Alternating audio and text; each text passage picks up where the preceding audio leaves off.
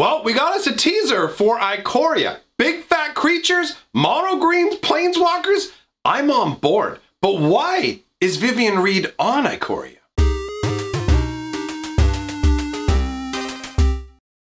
Greetings, owners of fine luxury cardboard rectangles. It is time for one of my favorite style of videos where we take a look at some flavor, a little bit of lore, and try and figure out exactly what's going on, because we were given a spoiler image for Ikoria, and there's a fair bit of information and also a fair lack of information at the same time. So let's not waste any time. Let's take a look at the image itself, and we will go from there and see what we can figure out. What you're looking at right now is an ad insert card. I do enjoy these. They did that for the whole like, ooh, look, Elspeth is coming back. It gets the juices flowing. It gets the imagination running. What's coming down the pike? I mean, let's be real. Part of the enjoyment of a new Magic set is discovery of the unknown. It is an adventure into itself, or unto itself, I suppose is the way you should say that.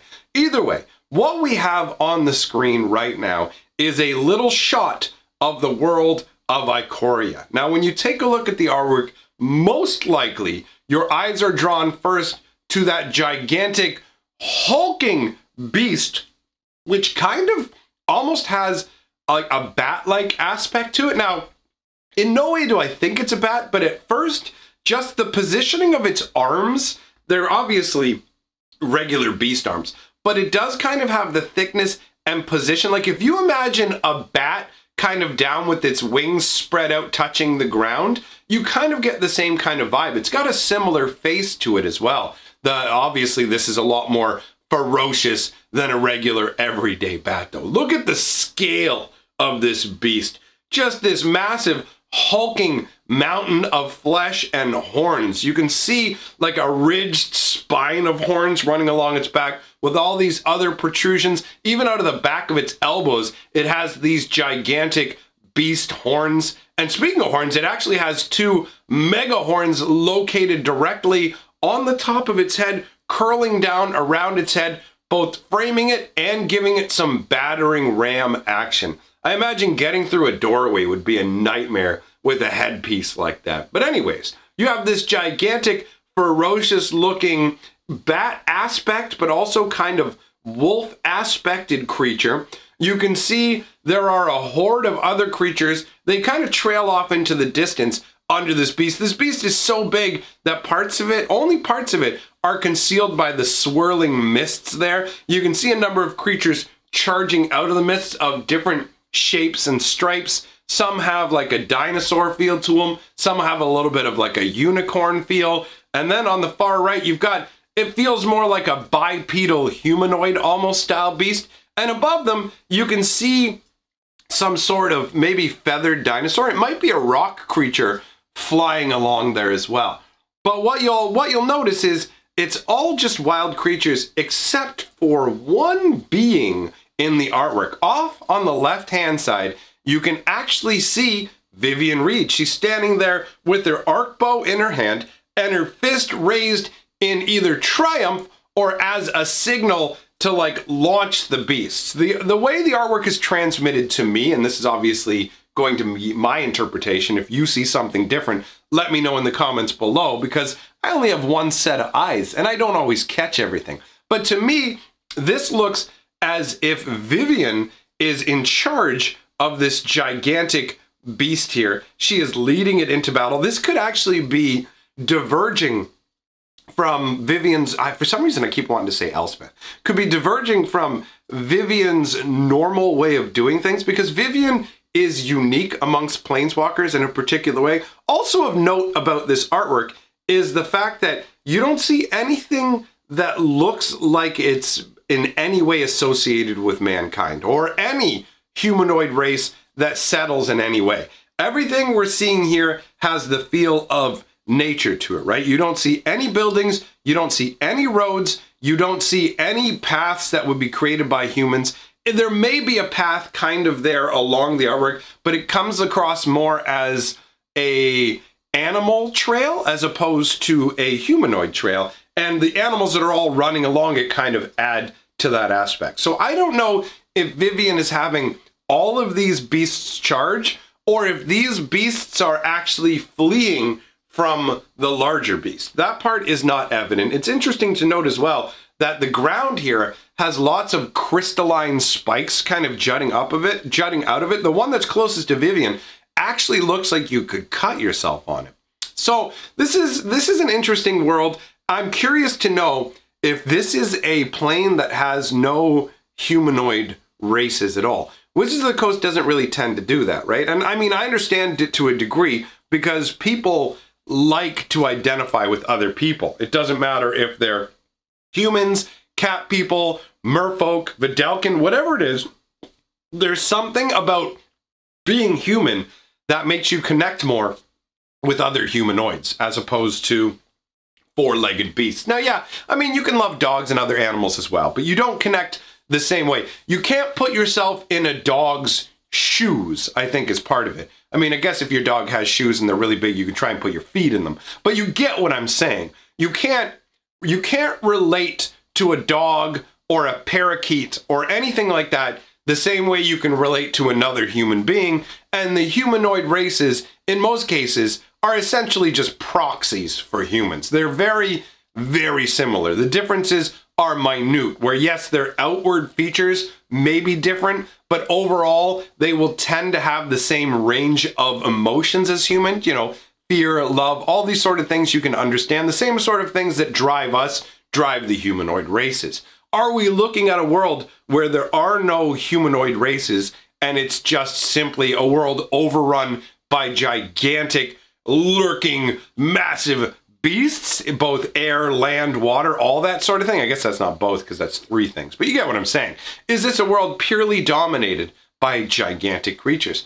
And how did Vivien end up here? And what is she doing? What is Vivien about really underneath it all?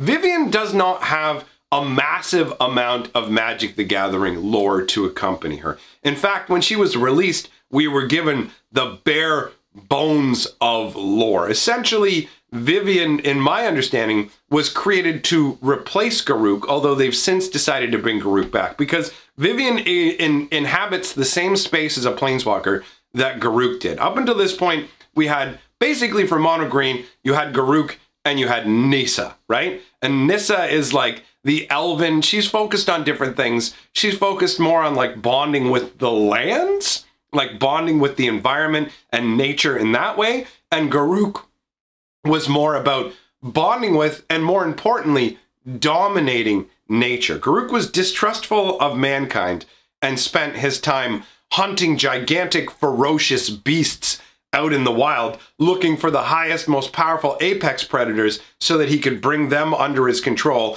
He would basically destroy lesser beasts, hunt them, and take them down as considering himself to be part of the natural process, and he would only collect the biggest, baddest beasts. Now, Vivien is a different flavor concept. She inhabits the same sort of beefing creatures in terms of game abilities. Like if you look at the mechanics of the Vivien Planeswalkers, you will see a lot of similarities. She is about looking for creatures through your deck mainly, and she is about boosting creatures. Those are the main two thrusts. There are five different Vivien Planeswalker cards, and most of them put +1/+1 counters on creatures, and most of them let you search for creatures. Either look at the top card of your deck, go through your deck until you get a creature, but that is the main theme. She is about hunting out and enhancing creatures. But unlike Garruk, she doesn't hunt to find the biggest apex predators. Her goals are different. Her homeland was, her entire home plane was decimated by Nicol Bolas. So her story, for us at least, starts there, where Bolas has laid waste to her plane. Now she is in possession of the Arc Bow, and the Arc Bow takes the normal way that planeswalkers summon creatures and adds a tweak to it. Vivien is unique in that she is the only planeswalker that we know of so far who, instead of summoning regular constructs, she summons spirit constructs. In the old days of Magic the Gathering, when we first started playing, how it worked was planeswalkers would go to different planes. Like you and I playing the game are planeswalkers. we travel to different planes of existence and we find these different creatures. So I find the Hootie McTootie wolf and I place a bonding link on it. And then anywhere I go, I can summon the old Hootie wolf wherever I want, and it pulls it through the blind eternities to wherever I am, and that Hootie wolf is now enslaved to my will, essentially, where I can command it to do things and it will basically lay down its own life for me, right? But under this scenario, obviously, it leads to a couple of problems. One problem is it leads to bad feels in terms of it makes you seem like an awful person, right? Like Wizards of the Coast got purchased by Hasbro, and from the point Hasbro purchased Wizards of the Coast, Magic the Gathering was made a little less brutal, a little more child-friendly-ish. Not completely for kids, but some of the more morally questionable aspects of the game were kind of having their edges sanded down to be a little safer. Don't bump yourself on the edge, kids, kind of thing. So instead of having to deal with the fact that you are indeed summoning up the Hootie Wolf and that Hootie Wolf just died, right? Like, yeah, you can heal your creatures up at the end of each turn, but if a creature dies, it's dead. So that was a real Hootie Wolf that you summoned, and now it's gone. So they changed that idea to planeswalkers can now, once they find a creature, they can basically create copies of that creature. So instead of taking a Hootie Wolf and adding a link to it, instead what you're doing is whenever you want, you can give a hoot by summoning up a copy of the Hootie Wolf. Now this has a couple of advantages. One is you avoid that whole moral gray area where it's like, okay, like I'm a planeswalker who serves the cause of good, and so yes, I do go and get these creatures and force them to battle for me, but it's to save the multiverse. So it removes that moral ambiguity that comes along with that. Plus, from a more practical perspective, as a planeswalker, it seems a lot easier to be able to create a copy of anything you've encountered in your existence, right? That's way easier, just being able to make an infinite amount of Hootie Wolves instead of, oh no, Hootie's dead, I gotta go and find another Hootie. I gotta go all the way back to the Hootie plane and catch some more Hootie Wolves. So it solves that problem as well. So while at first I didn't really like the change of the flavor of it, I like the old, more brutal style, I do understand that it's theoretically possible that a planeswalker could have just figured out a way to make copies of things, and then going from that, more planeswalkers adopted the practice because, dude, it's a lot more practical. Now, Vivien has her own particular take on this, which is tied to the Arc Bow. She has the magical Arc Bow, which actually contains the essence of the spirit of a number of different animals, beasts, things even as big as like palaka worms, all that kind of stuff that she's encountered. So she can fire an arrow from the bow that's charged with green mana and spiritual energy that will then actually manifest a copy of any particular creature. And that adds a level of uniqueness to the character because, again, you get to avoid the whole messiness of the original way of summoning creatures, but you have something that's particular to Vivien instead. So she's got this arc bow. Her plane was destroyed by Bolas. From that point, she goes seeking revenge against Bolas. She wants Rewenge, but she wanted to destroy Bolas herself. That obviously didn't happen. Bolas ends up getting sealed away in the meditation realm by Ugin in a prison. Apparently that was enough for Vivien, so she turned to other problems. She was convinced by the Gatewatch that Liliana was a problem, so then she helped the Gatewatch come after Liliana. That didn't end up panning out or ending up in the destruction of Liliana or anything. That little wave of the story gets resolved with Liliana giving up the Chain Veil for really no good reason. And then that ends everything Vivien had to do. Bolas has been handled. Anything else that seems like a threat from the War of the Spark, because she stuck around on Ravnica, instead of bouncing out right away, she decided to hang out for a bit, see what was going down. So at this point, she's just enjoying like the plane-wide celebration, and she's free to pursue, at this point, she's free to pursue whatever she wants to pursue. She no longer has the agenda of destroying Bolas. She no longer is seeking out Liliana. So she's looking basically as a green mage to have some sort of natural order instilled wherever she is. So it's entirely possible that what happened was, after Bolas was taken care of, and she was able to get Ruwenge for all of her family members, everything that had been lost to her. And after taking care of the immediate threat of Liliana, it's like, okay, I've got downtime now. What am I going to do? Well, let us find more beasts that we can soul link into my arc bow. So she just goes out hunting for whatever plane may have some crazy beasts that she can use to her advantage. So somehow she stumbles upon Ikoria. Now, we don't know how Ikoria gets found because this is the first time we're going to Ikoria. Honestly, all the information we have about Ikoria is the picture that I showed you at the beginning of this video.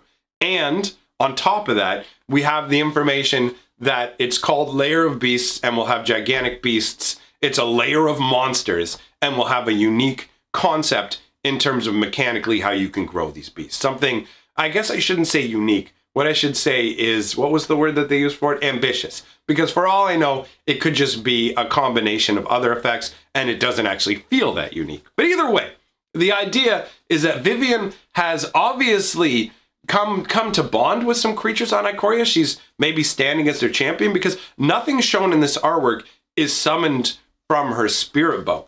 Is she branching out and now just not only summoning up spirit creatures, but she is now creating additional construct creatures? Or are these the actual natural beasts of Ikoria and she has just kind of bonded with them? Are these all running as a pack with some particular goal? Or is she leading the giant beast out in a hunt?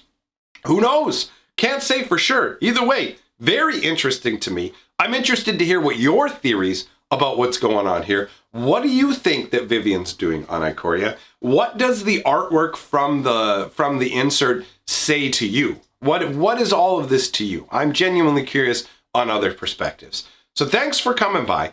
Big shout out to all my patrons and channel members for supporting the channel. It does mean very much to me. And I shall see all of you lovely people tomorrow.